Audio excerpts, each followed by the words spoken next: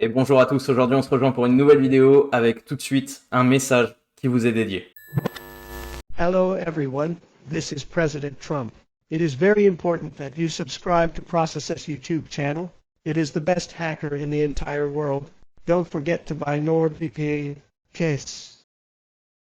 Alors bien évidemment, cette vidéo elle est truquée et aujourd'hui je vais vous montrer comment j'ai réalisé cette séquence.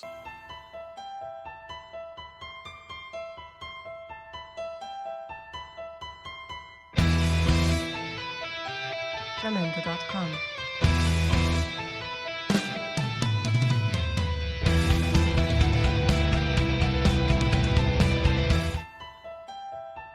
La séquence vidéo que vous venez de voir il y a quelques secondes, elle est bien évidemment truquée comme je vous l'ai dit. Je me suis servi d'une vidéo existante de Donald Trump avec une bande son existante également.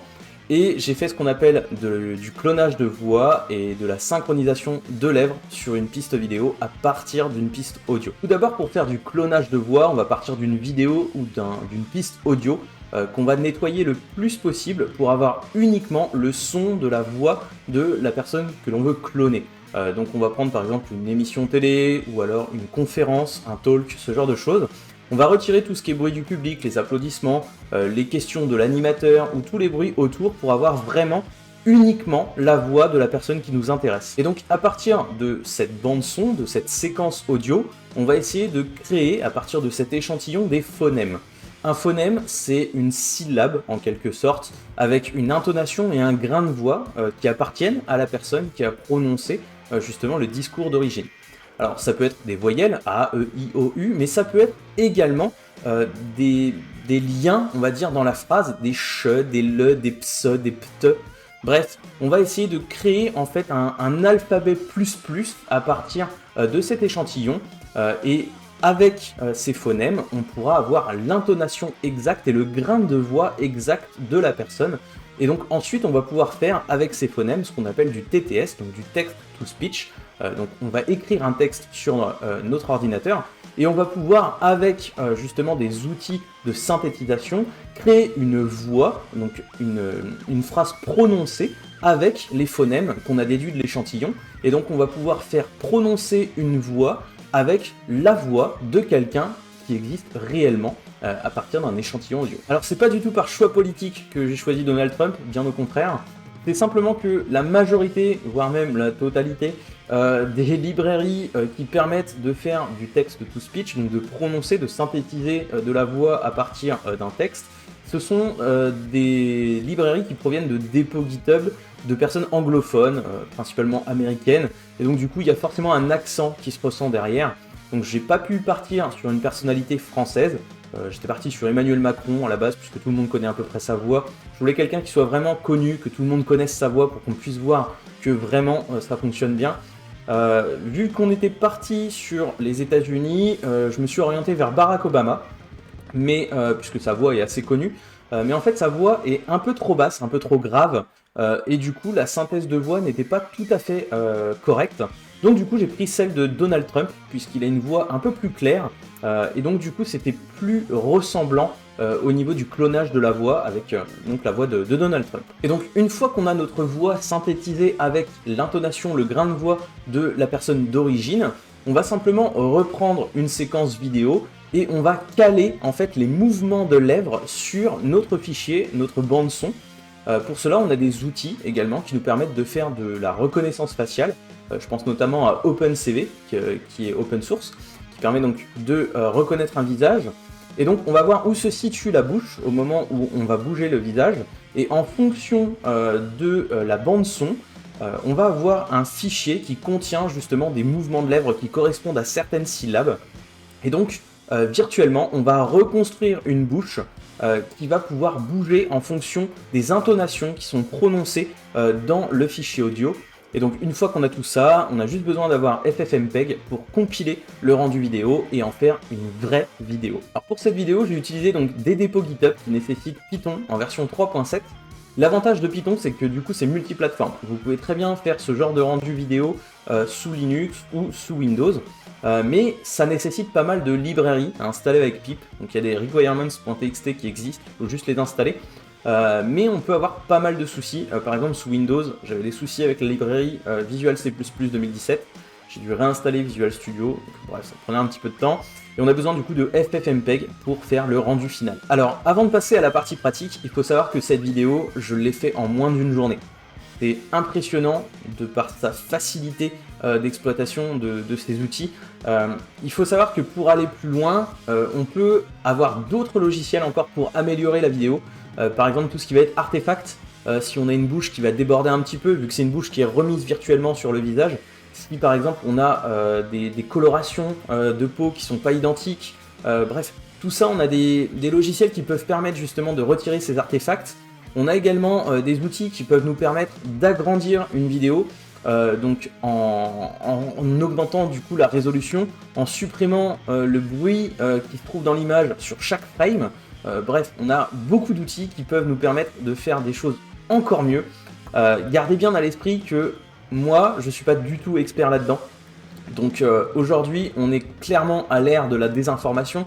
Alors, je ne vais pas faire de complot ou quoi que ce soit, mais simplement pour vous dire de ne pas forcément croire tout ce qui est sur Internet. On en a encore une preuve aujourd'hui, c'est que là, par exemple, on a Donald Trump qui vous dit de vous abonner à ma chaîne, alors qu'il n'a jamais dit ça, et que clairement, la vidéo, sa voix est vraiment ressemblante, ses mouvements de lèvres sont clairement calés sur la bande son. Ça paraît être une vidéo intacte, d'origine, et pourtant, ça n'est pas le cas. Donc, si moi j'ai réussi à faire ça en moins d'une journée, imaginez ce que peuvent faire plusieurs experts dans des organisations gouvernementales, enfin voilà, il faut prendre ça en compte. Alors pour cette vidéo, j'ai pris contact avec Jean-Louis Keguigner, qui travaillait auparavant chez OVH dans la partie intelligence artificielle, et qui depuis le mois de février a monté sa société, qui s'appelle gladia.io. Je vous mets le lien en description de cette vidéo. Le but de sa société, c'est justement de vous éviter d'avoir à installer toutes ces petites librairies à installer avec Pip et qui fonctionnent pas tout à fait justement. L'idée, c'est d'avoir un conteneur Docker qui englobe tous les outils nécessaires pour faire du traitement d'image, du traitement de son, donc du face swapping, du lip syncing, bref, plein de petites choses, de la traduction instantanée. Donc allez voir tout ça, c'est vachement intéressant et encore merci à lui pour tous ses bons conseils. Et donc pour la partie pratique, je suis parti d'une vidéo d'une conférence de Donald Trump qu'il a donnée à l'OTAN, un discours qu'il a donné à l'OTAN il y a quelques mois, quelques semaines. Le discours dure à peu près 10 minutes. Donc j'ai extrait la bande sonore au format MP3, donc là c'est la bande brute. Et à partir de cette bande d'un peu plus de 10 minutes, j'ai extrait ici la voix de Donald Trump qui dure uniquement 8 minutes. On voit qu'il y a 2 minutes qui ont été retirées, tout simplement parce que j'ai retiré la voix de l'animateur, les applaudissements, les bruits autour pour ne garder que la voix de Donald Trump afin que l'échantillonnage soit le plus propre possible et lui appartienne complètement. Et à partir de ce fichier d'extrait de la voix de Donald Trump, j'ai utilisé le dépôt GitHub Real-Time Voice Cloning de Corentin J. Alors tous les outils que je vais utiliser ici, et même les outils pour aller un petit peu plus loin dans les manipulations, vous pourrez les retrouver en description de cette vidéo. Et donc cet outil, je vais le lancer tout de suite. Il nous permet en fait de créer un échantillon donc des phonèmes à partir d'une bande son. Et ensuite, grâce à ces phonèmes, de faire du TTS, donc du text-to-speech, comme je vous expliquais tout à l'heure. C'est-à-dire qu'on va lui faire dire une phrase, et ça va utiliser l'intonation, le grain de voix, les mimiques, en quelque sorte, les syllabes de Donald Trump. Donc ça se présente comme ça. Ici, je vais choisir Browse pour aller récupérer justement la voix de Donald Trump. Donc ici, je récupère mon extrait audio de 8 minutes. Ici, il y a un petit traitement qui se fait pour créer donc, les phonèmes à partir de la piste audio. Et donc ici, on voit qu'on a le spectre audio qui a été créé à partir de notre fichier Wave. Et ici, je vais pouvoir taper du texte. Donc évidemment, il faut que ce soit en anglais. Je vais marquer « This is a really a good channel. I swear ». Et ici, je vais créer « Synthesize and Vocode ». Donc à partir du spectre audio, je vais en déduire des phonèmes, et ici je vais compiler en quelque sorte, je vais faire un rendu audio qu'on va pouvoir écouter juste après, à partir justement des phonèmes extraits de la bande son de Donald Trump, donc avec ses intonations, avec ses syllabes, avec son grain de voix, quelque chose qui va ressembler à la voix d'origine. Et donc maintenant, si je fais un replay, This is really a good channel, I swear.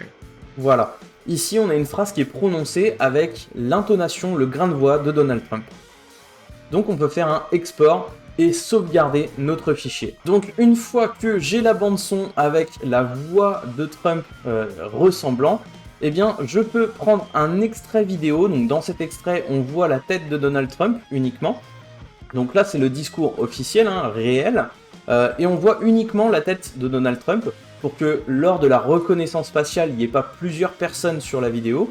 Et donc on va pouvoir utiliser une librairie, un outil qui est Wave2Lip, qui permet en fait d'inclure une bouche virtuelle sur la bouche de la personne qui parle, avec des mouvements de lèvres qui correspondent à une autre piste audio. Donc ici, je vais lancer mon rendu. Et donc tout de suite, ce qu'il ne faut pas oublier, c'est les deux petites options qui sont ici. Donc le Face Depth Batch Size et le Wave2Lip Batch Size. Il faut bien les mettre à 1 si vous n'avez qu'une seule carte graphique, puisque sinon ça va chercher à utiliser le plus de ressources possible. C'est le nombre de cartes graphiques en parallèle dont vous disposez, qui est spécifié là. Et donc si vous ne le mettez pas, votre mémoire RAM va monter à des énormités. Je vous ai posté par exemple sur Twitter, j'étais monté à 12 Go sur la capture. Et quand je suis allé voir dans le gestionnaire des tâches, je suis monté à plus de 46 Go de RAM, alors que mon PC n'en a que 12, hein, donc ça swappait à mort, ça a fait tout planter. Donc bref, utilisez bien ces petites options-là, et puis du coup, là, on laisse le rendu s'effectuer. Donc le rendu vidéo de notre fichier vient de se terminer, et donc si à présent on regarde l'extrait de la vidéo. This is really a good channel, I swear. Voilà, donc on voit que ça fait vraiment un fichier, donc là pour l'exemple, c'était pas très long. Mais la voix ressemble en tout cas à celle de Donald Trump. On voit que les mouvements de lèvres correspondent à ce qu'il est en train de dire.